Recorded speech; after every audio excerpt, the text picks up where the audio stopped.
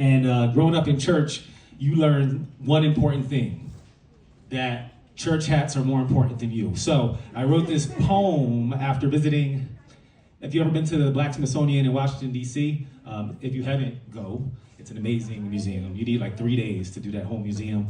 But they have a whole like exhibit about like just like Black church culture, and then like a whole room of like just beautiful, the museum that is the church hat. And my mom had a lot, because she started out as a deaconess, and you get about 100 hats when you become a deaconess, and then you become a wife, a first lady of the church, and then you get like 100 more hats, and then she became a minister, so she got like 300 hats. And when I moved away, she turned my bedroom into the hat room, and that's how she let me know that I can't move back home, because church people can be mean too. So here we go. This poem's called Corona. It starts with a Bible verse, so say amen if you recognize it. But if a woman hath long hair, it is a glory to her, for it is given her for a covering. But if any man seem to be contentious, we have no such custom, neither the churches of God.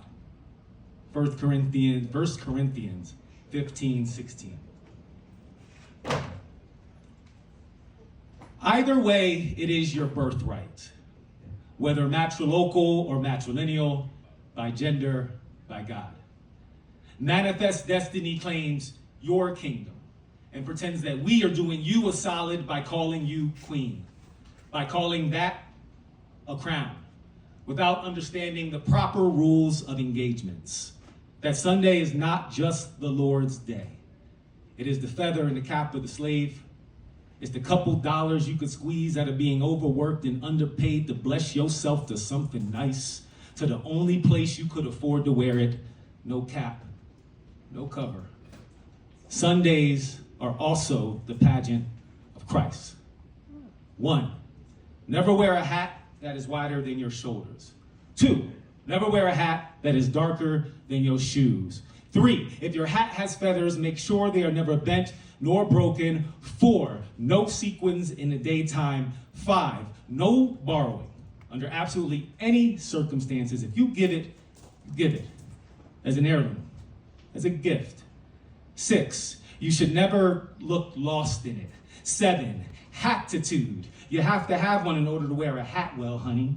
8, Easter hats should come in white, cream, or pastel. 9, when they sacrifice your son, find one as big as his smile to wear to his funeral. Keep them in boxes too. A new such one for every such occasion, Mother's Days and Resurrection Sundays included. Sadly and gladly, by the time you are a grandmother, you will have enough to go around as reminders. Remember that veils render them convertible, all-purpose, any occasion, just like Big Mama Little Black Dress.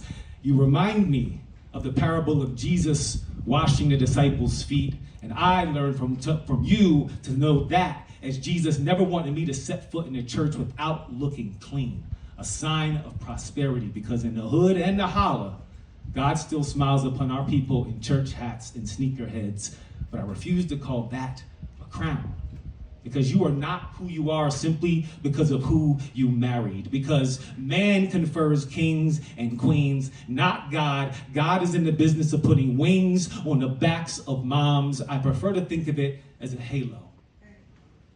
Because no matter what you are doing, it never comes off, not even when you are busy busting beer bottles on a night shift, because Monday through Saturday, you are a walking museum, but on Sundays, you are a walking miracle.